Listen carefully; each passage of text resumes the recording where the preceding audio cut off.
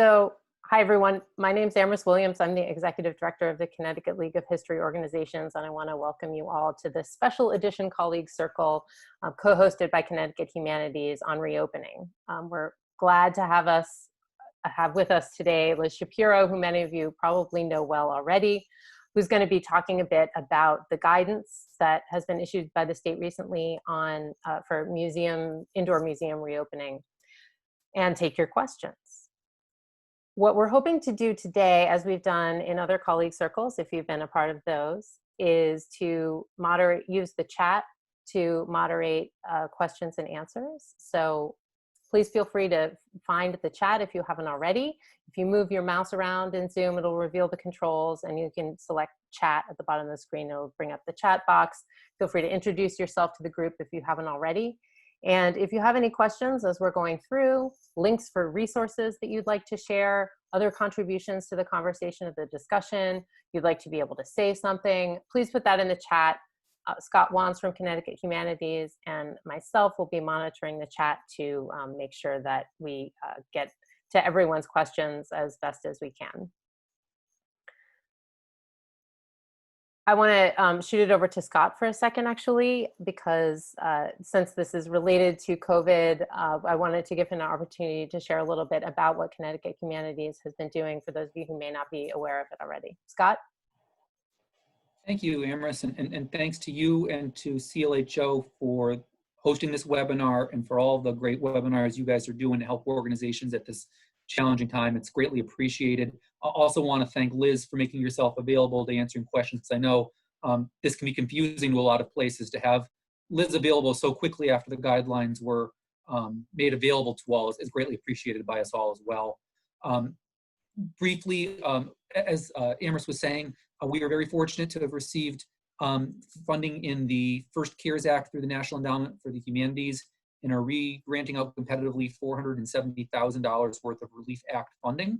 Our first deadline has passed, but never fear, there are two left. So June 15th coming up, and then July 1st are the last two deadlines. It's a very simple application. I know looking at the list of people that are here, many of you have applied. Hopefully it didn't take much more than 30 minutes to an hour at most to fill out the application. We're actually getting ready now. I'm hoping very early next week to be able to make our first announcements of the first recipients of the organizations that applied by June 1st.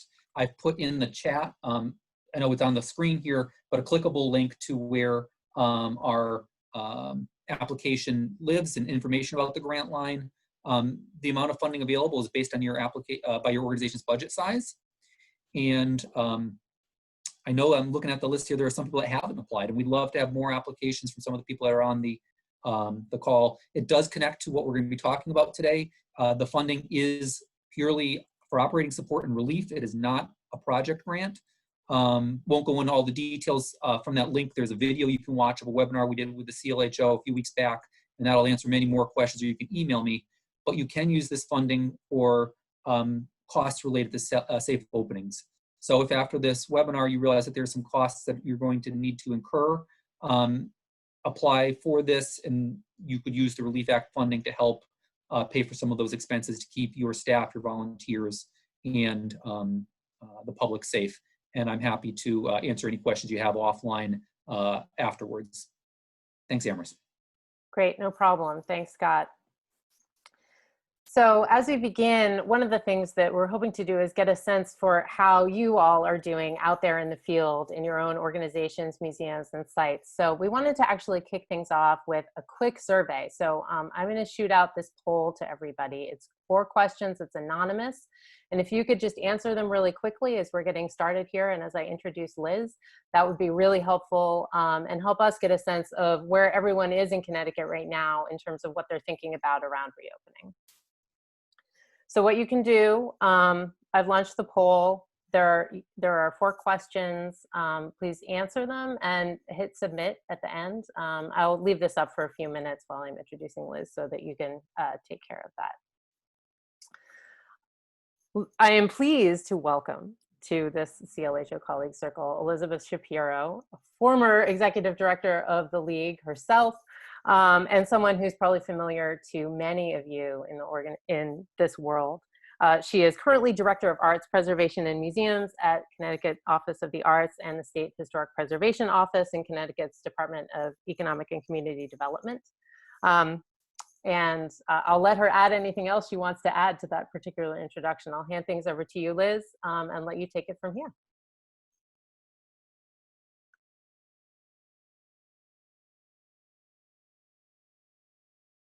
Try that again.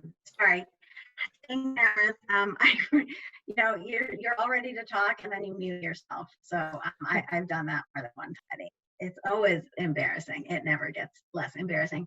But hi, everybody. I think I know a lot of you on the call today. And for those of you who I don't know, I look forward to getting to know you a little bit better.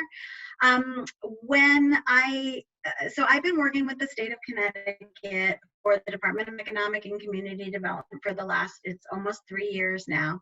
And in my role there, I run the Connecticut Office of the Arts and I run the Connecticut State Historic Preservation Office.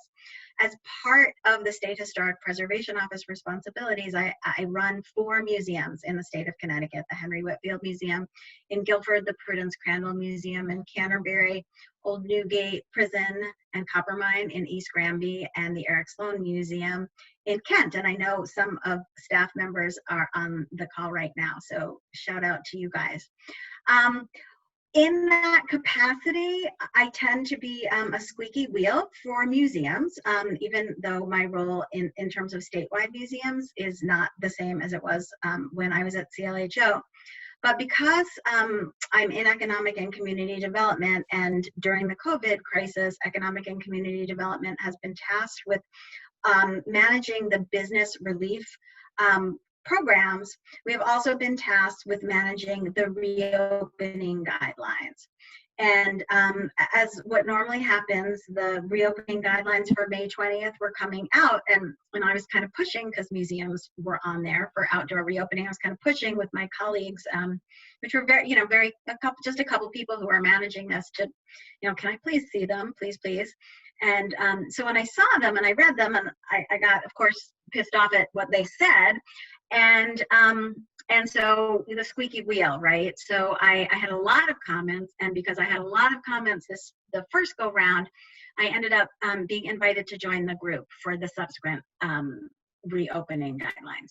So the reopening guidelines for museums were actually drafted by me, and they were drafted with the input of a bunch of people who have been working in the field, mostly the larger museums, because I feel pretty secure about knowing a lot about the smaller museums, because you all know that that is my background. But some of the larger museums had already been starting doing this work to draft reopening guidelines.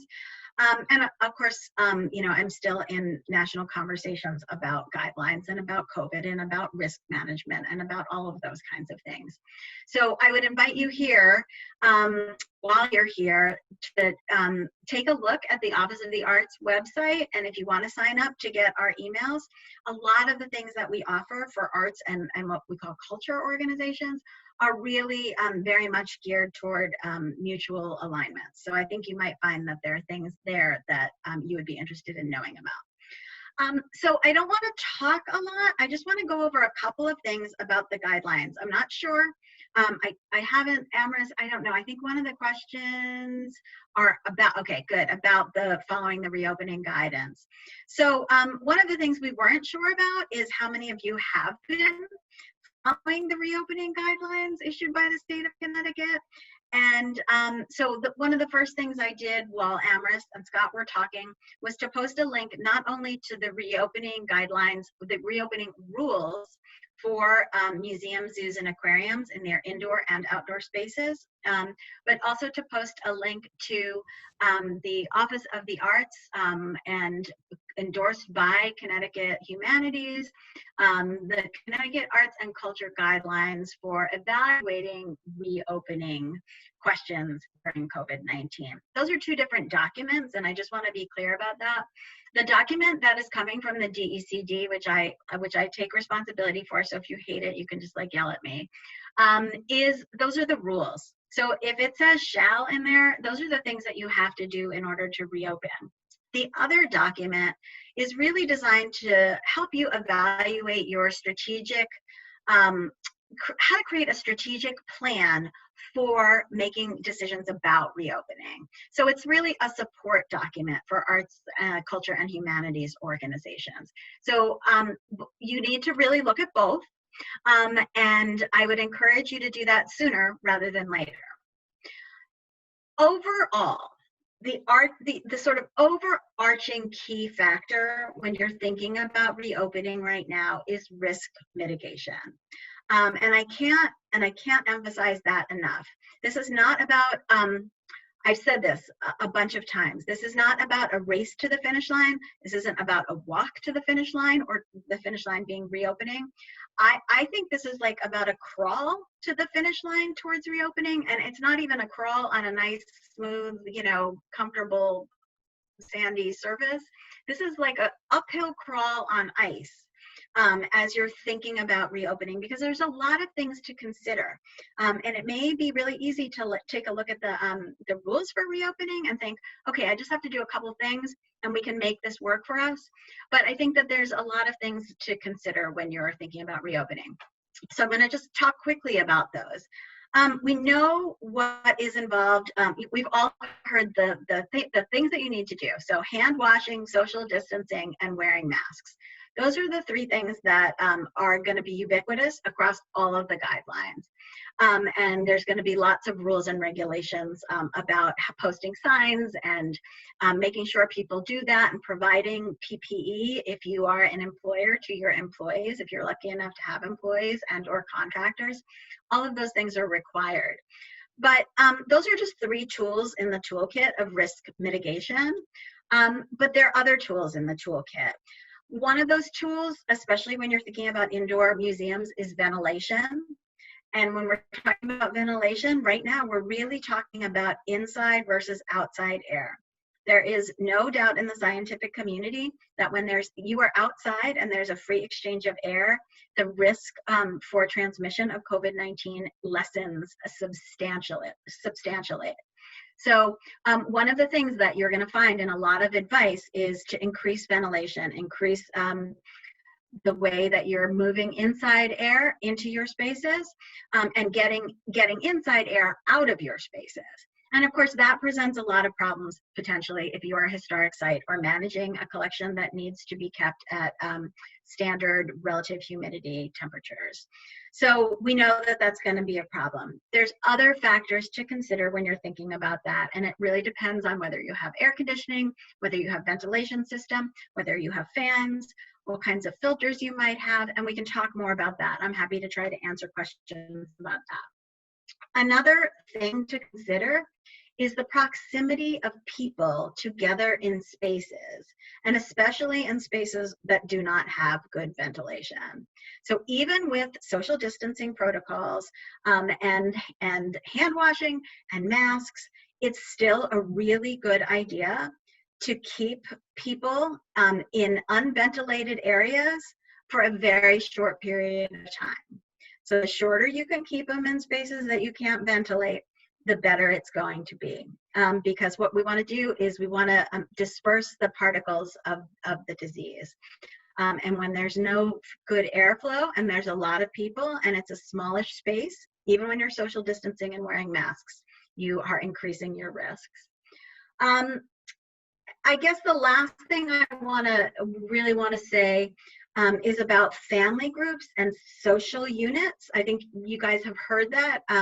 So this is a big topic of discussion, and we know that family groups, of course, can always stay together and don't need to socially distance, although when they are in public and in your spaces, they do need to wear masks unless they're 2 years old or under, or have a medical reason that they can't wear masks. However, some families now are creating family cohorts, and you probably have read about that online, where 2 or more families are limiting their social interactions with each other. And that's just something that I think warrants being aware of and paying attention to. And then overall, risk mitigation, if you can minimize your risks, really what you're doing is lessening your liability. And liability does not only mean if someone gets sick and they think they think they got ill at your site, they're going to sue you or not. What liability really means is, are you willing to accept all of the attendant risks that come along with having somebody actually complain to the public or cite your organization as a place where it is they felt unsafe? Because we all know that, you know, they say there's no bad publicity, but I think I would argue that if somebody decides to rake your institution over the coals because they felt unsafe or they got sick there, then that's the kind of publicity you really don't want. And in fact, if somebody calls you in for a violation, and when you read these rules, you will see there is a violation hotline. And if you get cited more than a certain number of times in your municipality, you could be shut down permanently until all danger of COVID has passed. But I mean, I know that that's not going to happen to any of you guys, but you don't want it to happen. And you know how the public can be, especially right now, because fear levels of this disease are high and public unrest is, it's, you know, people are very aware of what is happening, and they are under a lot of pressure right now. So, so that's really what I want to say. The last thing is, when you read the guidelines for museums, you're going to see, and if you read them closely, we refer you to multiple guidelines. So there are the guidelines for opening museums, but museums and zoos and aquariums are complicated often. They can have restaurants, they can have stores, and in fact, sometimes you may find yourself being referred to other guidelines. So just know that there are guidelines right now that I think may have some things for some of you. And those include guidelines for restaurants, indoor restaurants, and outdoor, guidelines for retail for those of you who have gift shops, guidelines for indoor recreation may have some applicability to you. Transportation for you trolley and railroad museums out there, and I'm really glad that I brought that up today. Guidelines for outdoor events, which are currently, as of June 17th, still you're only allowed to have 50 people and under, and that includes people performing or entertaining or serving at your events, and volunteers. When I say serving, I mean just serving the public. And even potentially sports and fitness, because there are guidelines in sports and fitness about things like studio kinds of classes, dance classes, I don't know, yoga, which you may have happening at your site. So there's a bunch of things that might pertain to you. I think that's all I'm going to say, which is a lot.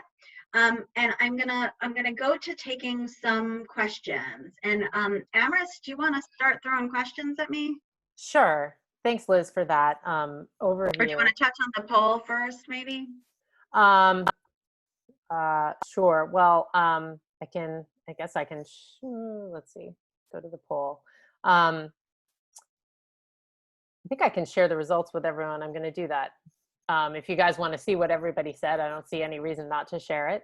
Hopefully all of you can see these results. The takeaways for me for a lot of this is a lot of you are kind of still thinking through when you're going to reopen, which isn't necessarily surprising. This is sort of a process, right?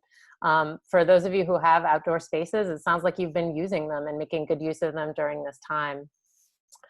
Everyone seems to have been paying attention to the reopening guidance, which is really good news. And it's sort of split on whether you feel you have the supplies you need, with no having the edge. Okay, super. What I'd like to do is just launch a few questions that came through in advance to you, because we had some people submit questions prior to this. So I think that there was a question about tours and whether those are still a thing that people can do. Would you like to address that first? Sure. And in fact, tours are addressed in the guidelines that have been issued for reopening on June 17th.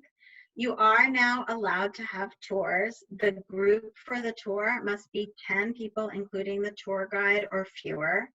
And there are guidelines for guidelines for PPE and distancing.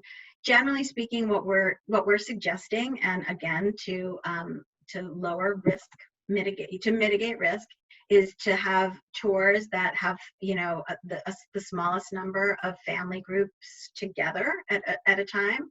So if you have a group of 5 people and a group of 4 people and a tour guide, then that would be a way to mitigate a group rather than having a group of 10 people who didn't know each other.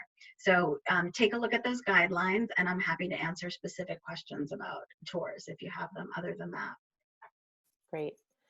There were some questions about that I think, you know, I think there were a few questions that came in essentially about how to kind of handle these guidelines if you're operating in a small historic house where your spaces may be small, and also where you may have to clean surfaces and materials that won't stand up to sort of COVID style cleaning.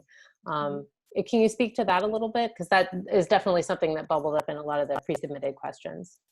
Yeah, so I can speak to that, and then I can throw it over to Kathy Krugwell-Varda, who's my collections person. But, you know, so while we don't offer specific guidelines about cleaning historic surfaces in the resource materials, there have been guidelines issued by the Association of Conservators and some other groups that talk about making safe cleaning for historic materials.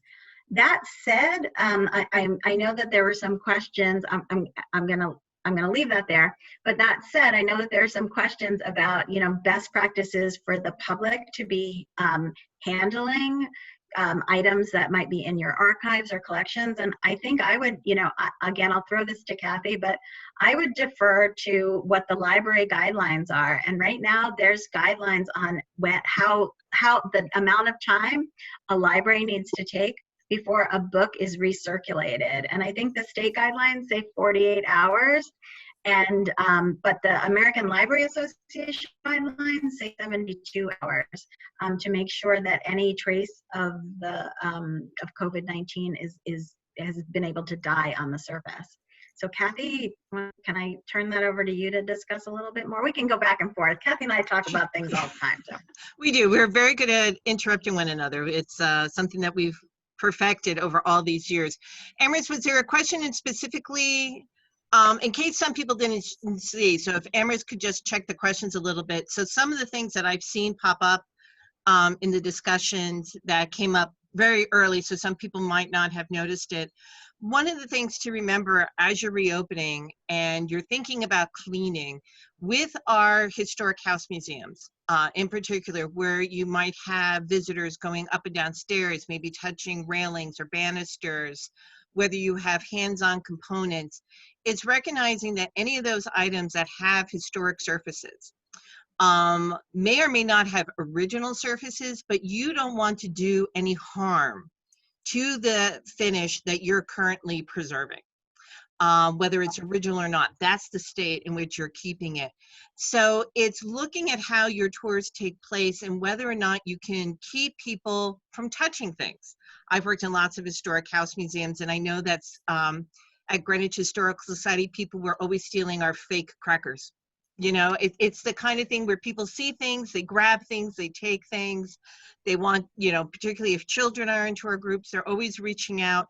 So I think it's thinking about how your rooms are aligned. Can you reposition furnishings so things are out of reach, out of touch, so that you don't have to go to those links to wipe things down? You know, don't do what the grocery stores have done and put tape on your 18th century floors to show which way they should travel through the building or anything like that. You don't want in a couple months pull that up and pull up the finish with it. I think another thing to be conscious of is, and Liz chime in here, is not to get carried away either. If you're the type of historic site that's open 3 hours a week, well, in 3 days, if you don't clean anything, and I don't want the CDC raining down on me, but in 3 days, those COVID particles have expired. Mm-hmm. And when you open up 6 days from now, you're fine. Mm-hmm. So I think it's balancing act. It's figuring out how do you put your collections away so you are away from people's reach so they don't get contacted by anyone who may have any symptoms of COVID or not know that they're carrying it, to also reduce how much handling you have to do. If you're going to be moving things constantly, there's a risk of damage in that too. So it's take a walk with fresh eyes and do what so many of you have seen me do at your sites, risk assessment. Where is the risk in your buildings that you may contaminate a surface or put some object in your collection at risk? When you hear me talk about risk mitigation, I learned risk mitigation from Kathy Crodwell-Varda, who's that way from the way I'm seeing you all displayed on the screen. And I would second that. I would wholeheartedly second everything that Kathy said.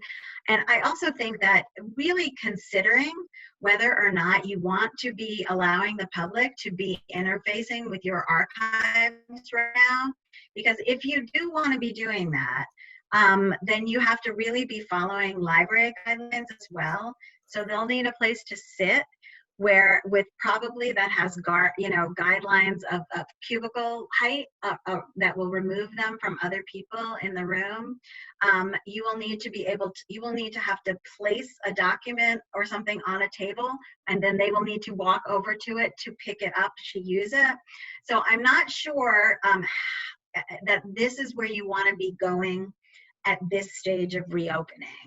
So I would, maybe there's some incredibly pressing historical research that people want to be doing, but I have a sense that people are traveling less now, and the demand may be significantly less. And I would just add to that, that one of the issues when you're doing archives in particular, we have been talking for years about controlling access, just bringing a researcher what they're requiring, rather than say, here is all of our papers from, the Charter Oak coming down or something like that. This is really not a good time to let people browse. Don't let them browse your collections. Don't let them browse your archives. You have to control that access to make sure that and you have to supervise. This is really a time for supervision if you have people on your site. Can I jump, Amherst, to some of the questions that are in the chat box? Absolutely. I think they're somewhat pertinent. Yep. Because there's a question about that Amanda asked about de-escalation training. That's hard. Is that right? I'm trying to say it right. De-escalation. De-escalation. There you go. I knew there was an extra thing in there. Because I think that's a huge piece of what you're talking about, and it's related to what Gary and Susie said just below. And I actually have not had a chance to research that. I think that there are a lot of materials online about that. And I will say I am not as familiar right now, just because of the world that I live in, with AAM's resources and ASLH's resources, but I do know about the Americans for the Arts resources, and there are some really interesting reads about de-escalation. There we go, de-escalation techniques, because that is definitely something you should be thinking about. In terms of enforcing new protocols, the first thing that we say in not the sort of legal guidelines, but Connecticut's arts and culture guidelines, is to create a policy for reopening and have the policy written down. And this is one of the things that Scott and I have said in STEPS, and Kathy has said in STEPS training. Once you have a written policy, you at least have something that you can refer to when you have visitors who come in and really don't want to be abiding by your rules.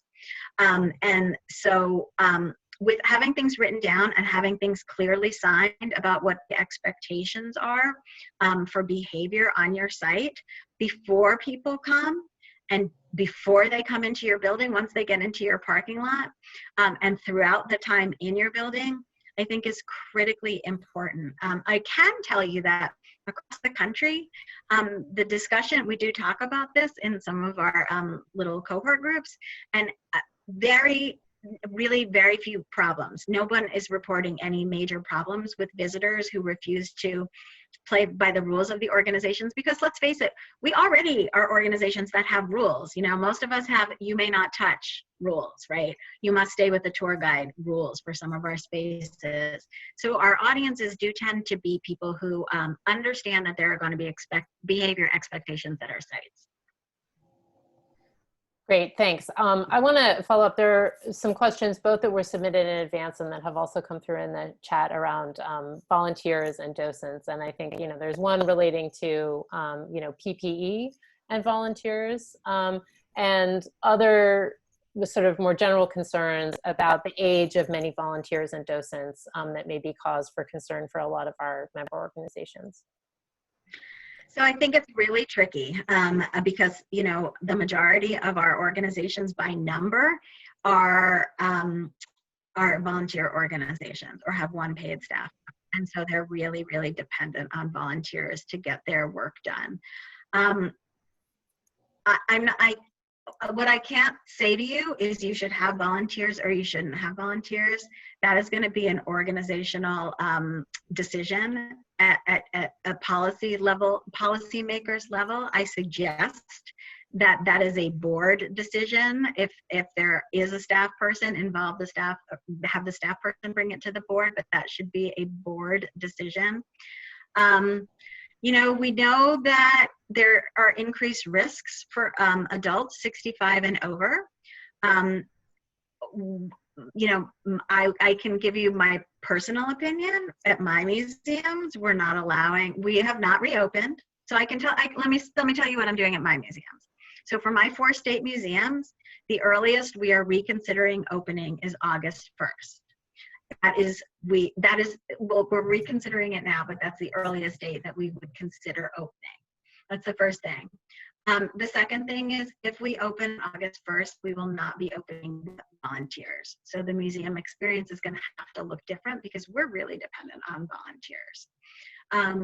So I would absolutely not have volunteers to the staff if you are not going to provide them with PPE, because then I think you're asking for potential trouble.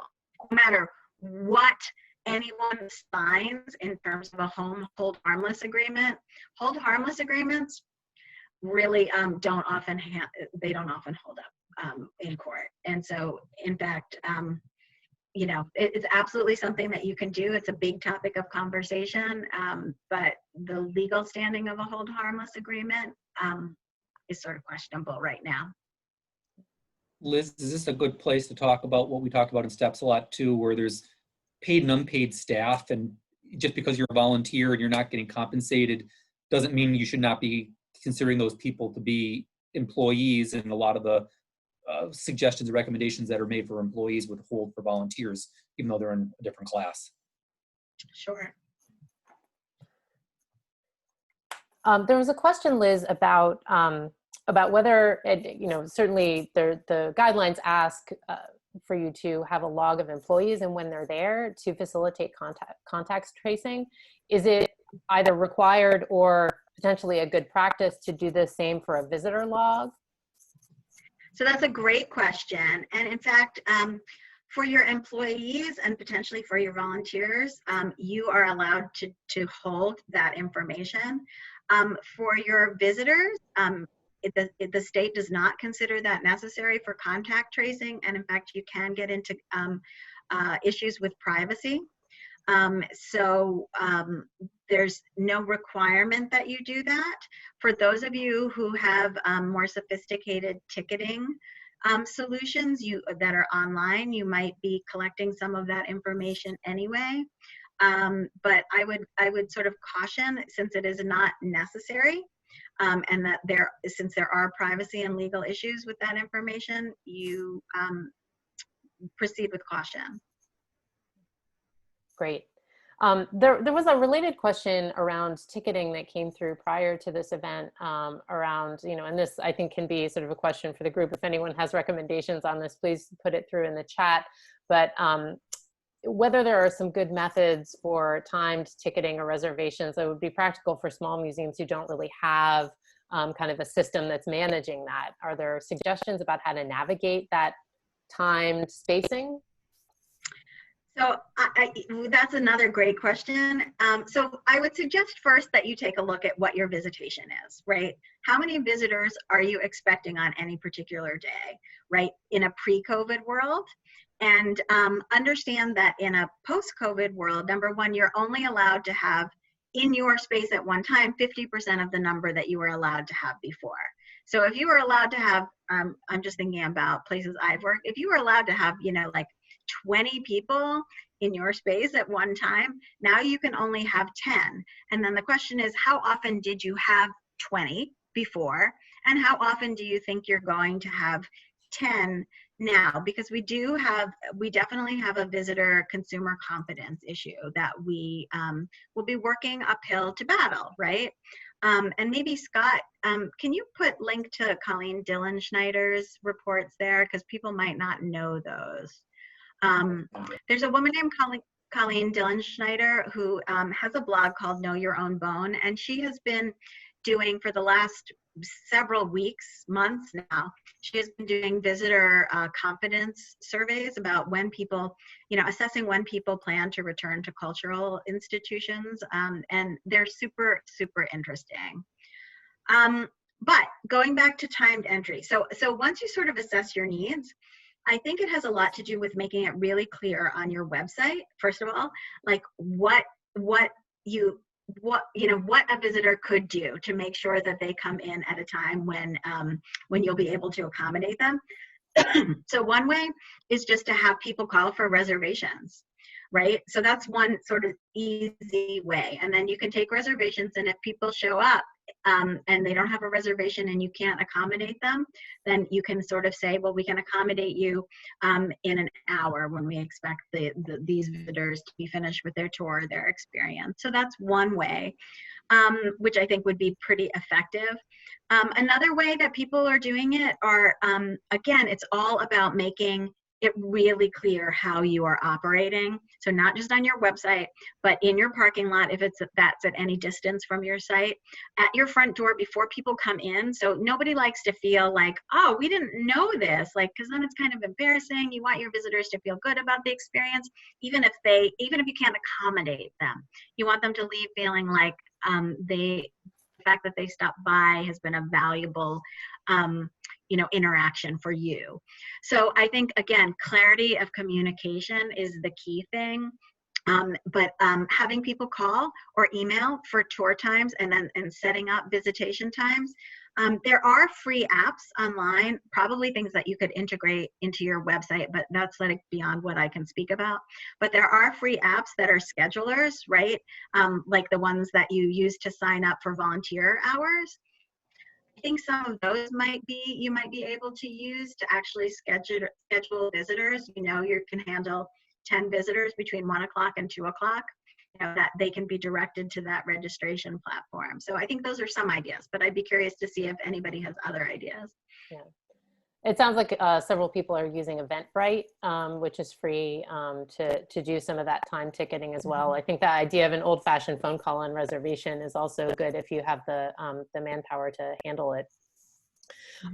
There was a question that came through from Jamie at the Mill Museum also about volunteers working on projects when the public is absent, whether it's processing a collection or working on some cataloging or something like that.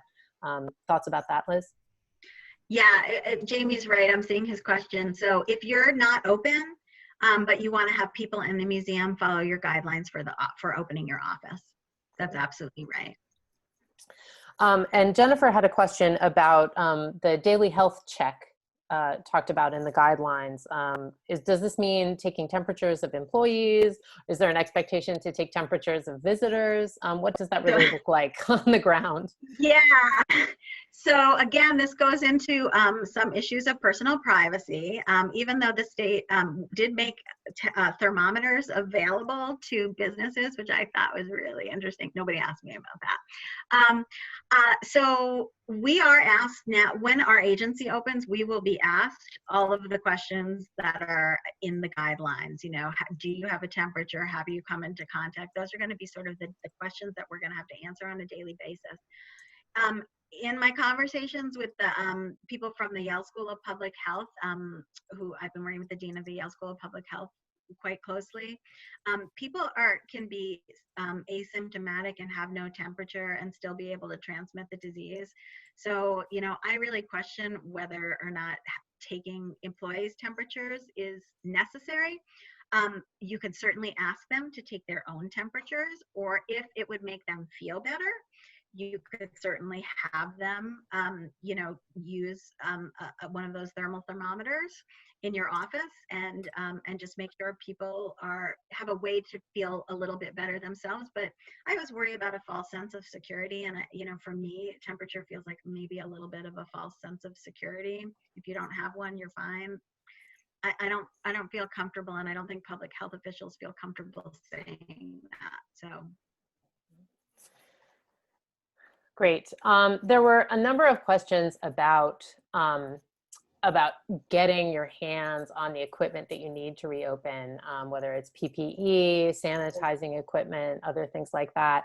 I know that you had shared some links with me for, you know, sites like Staples and WB Mason that have some of this equipment that I'll share in the chat, but I wondered if you had anything else to say about kind of sourcing the stuff you need to actually think about reopening. So I did a quick, Emma shared the questions that people had, and I did a quick online check at about 11:30 today, because I sent the email to Emma pretty quickly after that, 11 o'clock. And Staples had masks. They didn't have hand sanitizer. WB Mason had tons of hand sanitizer, mask, PPE. I don't think we're looking at the kinds of shortages that we had a month ago any longer. So yeah, there we go. Thank you for putting those up. So those are two of the websites that I went and checked on.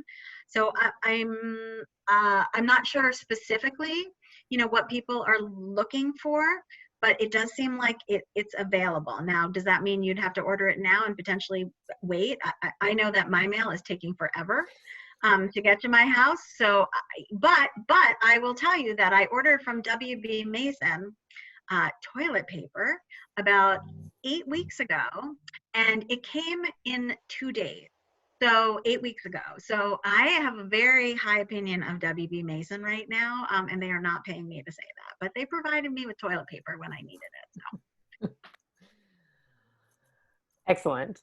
I wanted to follow up with just a couple of questions that came through prior to this.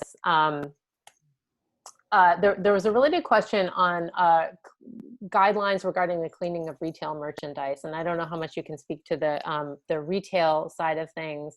I wanted to share in response to that question something that I learned on an AASLH webinar a few weeks back, which I thought was a really good idea.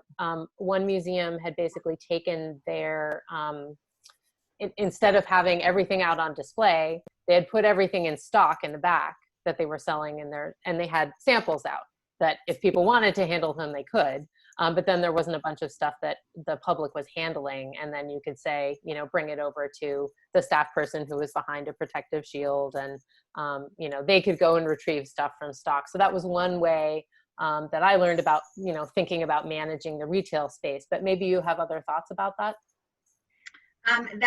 That's the thing that we've been talking about as well, Amras. You said it exactly right. Just limit the public access to what you have on display, and really, it will probably mean that your gift shop might not look as beautiful and full as it did before. One of the things I can tell you is that my state museums right now are looking. We have never been able to do e-commerce. Mostly because for the state, doing anything is like a nightmare. But that said, I think that there's lots of e-commerce solutions that are showing up quite a bit. And so even if you don't feel comfortable with your gift shop, but that was something that was important to you in terms of a revenue source, I think it might be, you know, now that we're kind of getting really much more comfortable with being online and having these conversations, and a lot of you are hosting online tours and events, this might be the time to set up at least some kind of e-commerce, at least in a small way. If you can handle, the back end, it means you do have to send things out, which is kind of a drag. But if you're closed, or if you want to close your in-house retail and sort of divert the talent that was running in-house retail to sending out packages, I don't know. It feels like this could be a good time to try that if you ever thought of it before. Yeah, and I would, I would invite anyone who's thinking about these questions and has ideas from their site to sort of add them in the chat as well. And there was a question, Liz, that came through. Oh, go ahead. I'm sorry. No, I was just going to yell at Amanda Goodhart Park, who knows me very well and who I know very well, asking me about calculating official square feet, which is a mean question, Amanda. But I think, oh yeah, because it's a mean question, Amanda. It's a mean question. But there is a reference to to give you the information that you need, and that's in the events guidelines. And either me or Scott can post that set of guidelines. Scott, I know it's on in the resource section on the opening, the state reopening guidelines for museums. They have like a bunch of pages. Kathy Marr was the one who showed me that set of guidelines, and they have a bunch of guidelines about how to calculate space and people and like nobody's business. But overall, you could start by being guided by the fire marshals limits on your site, and then kind of go down from there. A lot of our sites were small. I mean, for something like New England Air Museum, where Amanda's from, this is a really good question because she is dealing with huge spaces. For a lot of us, the spaces are much smaller, and you can look around at a room in a historic house and say, oh yeah, 6 people, the way it's set up, or oh, 3 because it's filled with furniture that we can't move, right? So, and that speaks to Kathy's point before about potentially rearranging rooms to manage more people in with social distancing. Amanda had an earlier question in the chat as well, where she was asking about thoughts and guidance about conflict de-escalation, about situations that might arise with the public. And I'm not sure, Liz, if you have any recommendations there.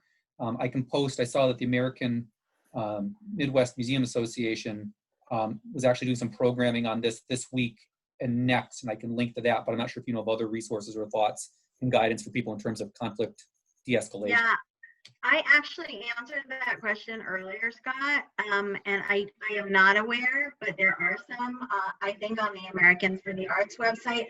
I will also say that right now, conflict de-escalation is a very big topic of discussion. So if you haven't Googled that and Googled resources for that in the last week, the number of resources has jumped exponentially. So you will find something. To that point, Liz, there was a question that came in. I think, we've been talking about de-escalation with visitors, but I think some organizations are also grappling with differences of opinion about when it's safe to come back and have an in-person, say, board meeting. Do you have any suggestions on how to manage, some people really anxious to return to the in-person meeting format versus those who may be concerned because of age or health concerns about coming back together and meeting in person? Right now, you can have indoor meetings for up to 10 people. And if you take a look at indoor recreation and certain, this is where I told you, sometimes you have to kind of do a, let's look at some of the guidelines that we think might be pertinent to what we want to do type issues. I would say though, so this is me personally, I'm erring on the side of caution. And what I can tell you is actually yesterday I saw for the first time at the end of the day, the proposed guidelines for government agency reopenings.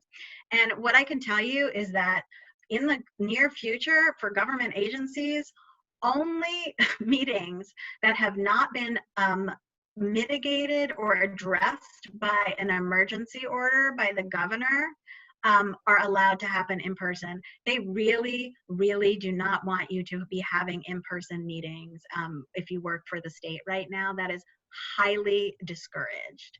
And in fact, I should share with you that it is highly discouraged. State employees are going to be working from home, I am 1,000% sure, until August, at the very earliest, before we come back. So it's not that we know things that other people don't know, but I think that the governor and my boss is Commissioner Lehman at DECG. They're taking a very conservative approach. We want businesses to open. We want you guys to open. And by the way, when we say businesses for DECG, you know, my colleagues do not separate between businesses and nonprofits, because you're all businesses. It's just that businesses traditionally are for profit. They don't have the same tax status as you all do. And nonprofits are not for profit, and they have a different tax status.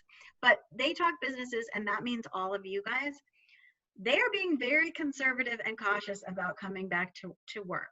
And so that is what I can share with you. I would encourage you, especially if you have older board members and they're going to be meeting in rooms that could potentially be too small for them. I mean, say that you have 20 people, 15 people on your board, and you're meeting in the meeting room at your historic house, and I can speak to the Sharon Historical Society, we could not have 15 people in that room socially distanced. It is not possible. And that room, you have to be at 50% capacity. So I think really thinking about who needs to be where. So maybe there are a few people on a board, like the executive committee, who might be in a room together, socially distanced, each in front of their own computers, but together in a room. Maybe they can be in a room and be helping to actually make sure that a virtual meeting happens in more smoothly. But I'd really wait and see. You know, what we know is that if you saw the news yesterday, in states that have sort of begun lifting these bans, increased COVID cases have been the result. And I would say that we are doing everything in Connecticut right and cautiously, but we are not out of the woods yet. And by the way, part of our state was the epicenter. So don't forget that. That is a significant thing to say. There was a question that came through prior to this as well about whether there was any insight on when museums will be able to sort of hold indoor events, especially if said events will be ticketed and have strict limits, such as less than 50% of capacity. So I suspect that there will be guidelines for that for the July 20th reopening, and understand that that's fluid. And, you know, it was June 20th, then it was June 17th. I don't know what day of the week July 20th is. Nobody likes to release things that start on a weekend. I suspect, because, I mean, let's face the facts, you know, theaters, live performance venues want to be reopening. And so we're going to have to address this. So certain things will have to keep happening. And that means the trajectory of the disease has got to continue. It's all there in the front of every set of guidelines that have been issued. You know, we need to expand our testing. We need to be doing contact tracing. We need to be doing all of these things. So as long as all of those things continue to move forward, I would suspect that it would be sometime after July 20th. But again, proceed with caution and really think about, you know, can you afford to actually be doing the things that you're doing, right? If it's costing you more to be doing them than you can earn by doing them, I think that's a cautionary tale. Great. Thank you, Liz. We're getting close to the end of our time here, so I just want to begin to wrap things up a little bit, and thank you all for being a part of this conversation, this really important conversation around what's going on in our state. We'll be logging the chat, and it looks like Liz is sharing her email, so if you have further questions, it sounds like she's happy to answer them outside of this context as well. I did get one question from someone wanting to know how they would be able to access this recording after it was done. Absolutely. We'll be making all our colleague circle recordings available on our YouTube channel, and I can share a link to that in just a moment. Before we end here, I just wanted to share with you a couple of things that are happening Next on the calendar, we have another colleague circle at the end of next week where we'll be talking with Dr. Leah Glazer from CCSU about digital internships, how to sort of still run an internship program or capitalize on interns at your organization, even in a moment of social distancing. So you can sign up for that. It's free, just like this, on our website. And I want to remind you all that CLHO Summer School kicked off yesterday. It's our webinar series that draws from our sadly canceled in-person annual conference. We've got some great topics coming up. Next week, we'll be talking about stewarding your donors, getting viral and vocal, fundraising issues at this moment, especially during COVID. So I invite you all to register for those and anything else that strikes your fancy. Thank you all for being here. I'm going to stop recording. If anyone wants to stick around and ask further questions, I'm happy to stick around and offer what insight I can. Thank you all for being here.